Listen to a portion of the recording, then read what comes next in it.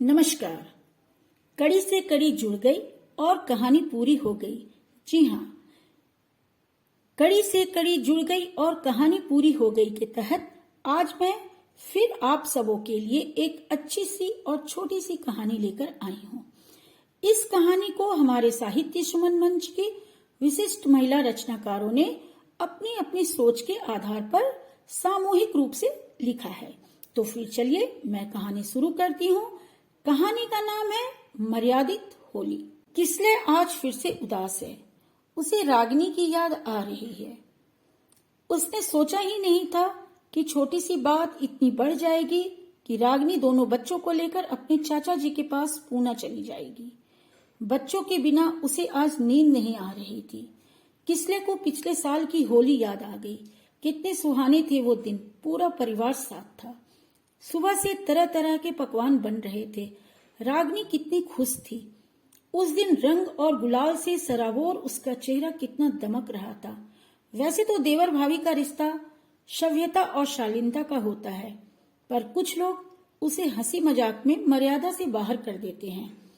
आज किसले के भाई सलील ने भी रंग के त्योहार की आड़ में अपनी भाभी के साथ अमर्यादित व्यवहार करने का प्रयास किया, जिसे रागिनी ने तुरंत ही महसूस कर लिया और होली की मस्ती में डूबे अपने पति किसले को छोड़कर दोनों बच्चों को लेकर अपने चाचा चाची के पास पूना चली गई।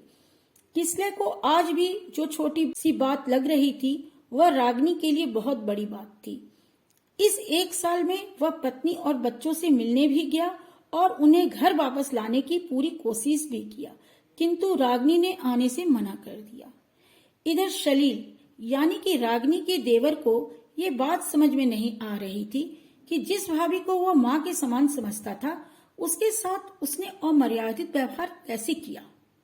काफी अता पता करने के बाद यह पता चला कि उसके कोल्ड ड्रिंक्स में उसके ही किसी दोस्त ने भांग मिला दिया था।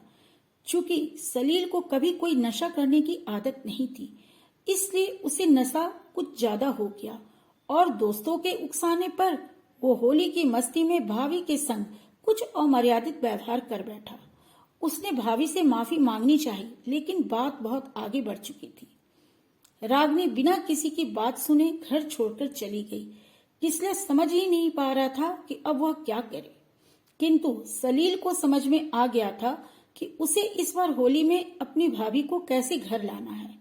वो एक फैसले के साथ उठा और पूना के लिए रवाना हो गया।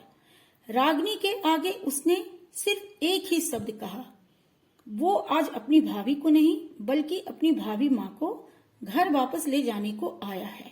मुझे पता है कि भाभी मेरे साथ जाने से इनकार कर सकती है, लेकिन माँ जाने से इनकार नहीं कर सकती है। रागिनी की आंखें नम हो गईं और साल भर का गुस्सा पानी पानी हो गया। उसने सलील को कहा, मैं बस आधे घंटे में तेरे साथ चल रही हूँ, और हाँ, अपने भैया को मत बताना। मैं तेरे साथ चलकर उन्हें सरप्राइज देना चाहती हूँ। सलील मन ही मन खुश हो रहा था और साथ ही अपने ऊपर नाराज भी हो रहा था। काश मैंने भाभी को यही माफी साल भर पहले हिम्मत जुटाकर मांग ली होती तो कितना अच्छा होता। किंतु चलो, इसी बहाने इस बात की सबक तो मिल गई कि होली में मस्ती करो, मगर मर्यादा के अंदर रहकर होश में। तो कहानी आपको कैसी लगी आप बताएंगे जरूर।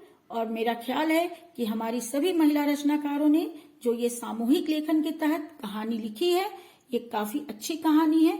तो इस बार की होली में इस कहानी का इच्छा दी गई है, उसे आप भी जरूर मानेंगे। हैप्पी होली।